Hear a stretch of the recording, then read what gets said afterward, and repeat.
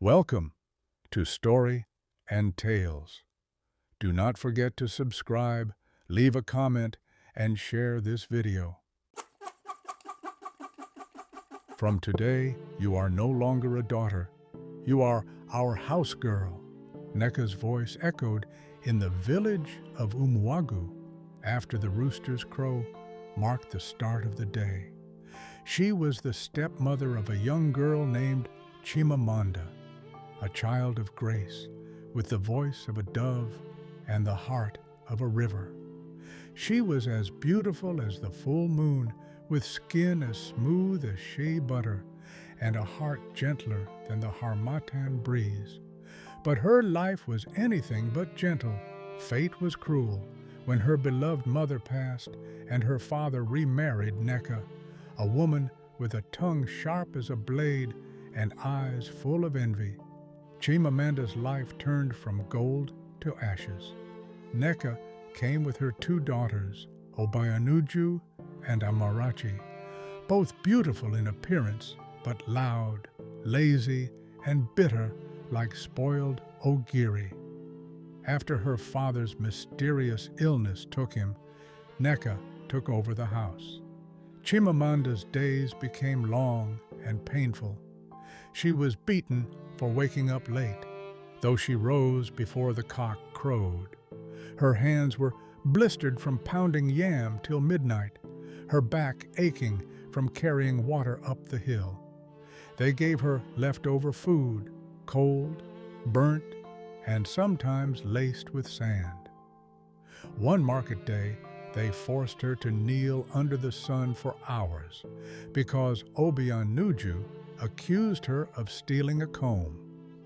The villagers watched, but no one dared to speak against Nneka. Still, Chimamanda never cursed.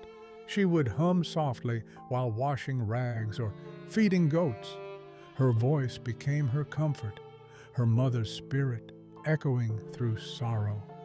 One bright morning, messengers arrived with a sacred scroll.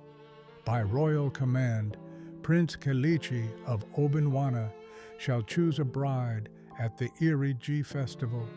All maidens of age are welcome. Obianuju and Amarachi screamed in excitement. Nneka rushed to borrow wrappers and beads from neighbors, swearing her daughters would become queens.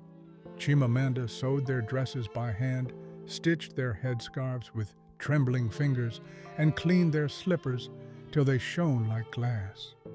On the day of the festival, she bathed early and quietly asked, "Mama, Nneka, may I follow too?" Nneka spat on the ground. "You, with your charcoal face and market feet, stay and scrub the latrine." They locked her in the goat shed with no food and left.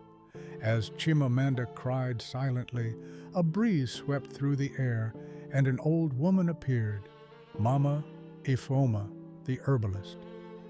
"Your mother's tears reached the spirits. Her daughter shall not be forgotten."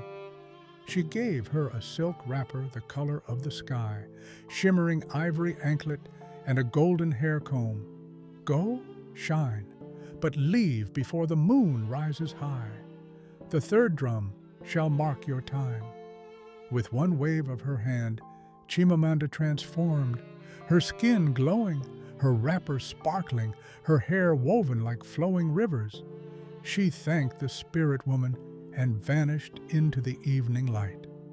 The palace courtyard sparkled with lanterns, girls paraded in silks and makeup, dancing before Prince Kelechi, the tall, calm heir to the throne.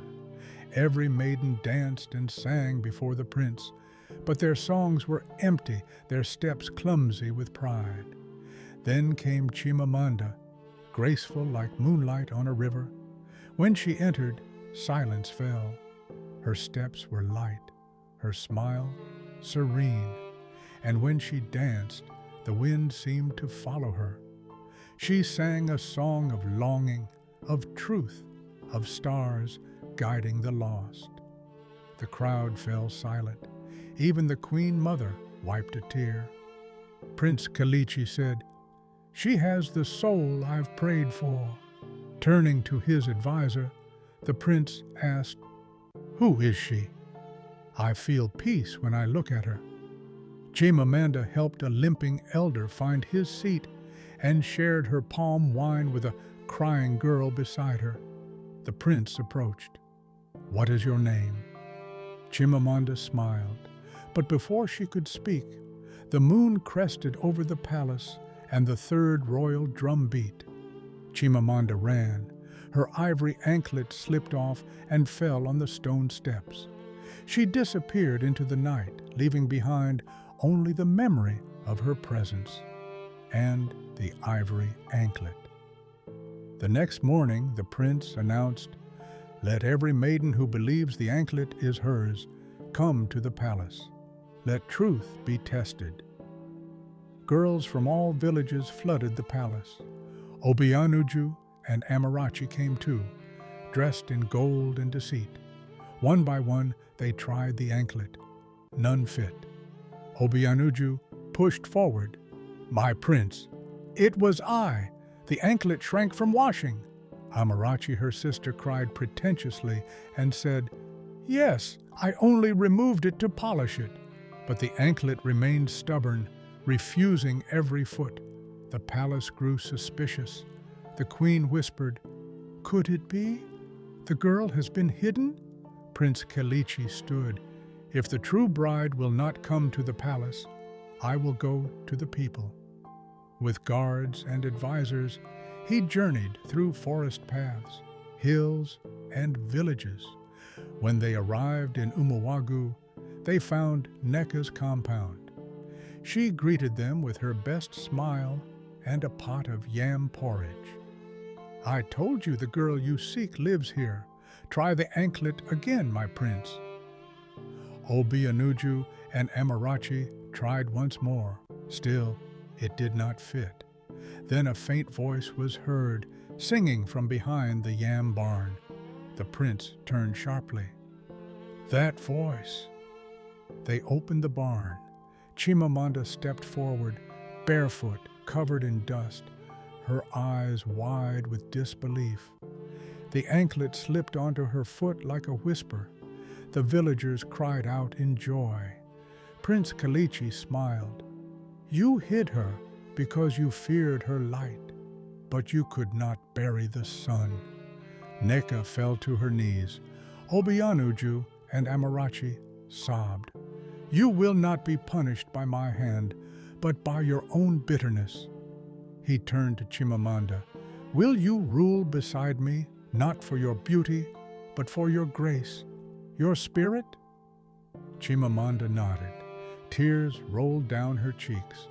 She returned to Mama Ifeoma, hugged her tightly, and asked her to live in the palace garden. A new home was built in Umuwagu for mistreated girls. And Chimamanda, she wore her crown not with pride, but with humility. In the land of Umuwagu, they will tell her story for generations, not of beauty or riches, but of a girl whose kindness broke chains, whose spirit sang louder than lies, and whose name, Chimamanda, means "My God will not fail." Thank you so much for watching. Hit the subscription button, like, comment, and share for more amazing stories.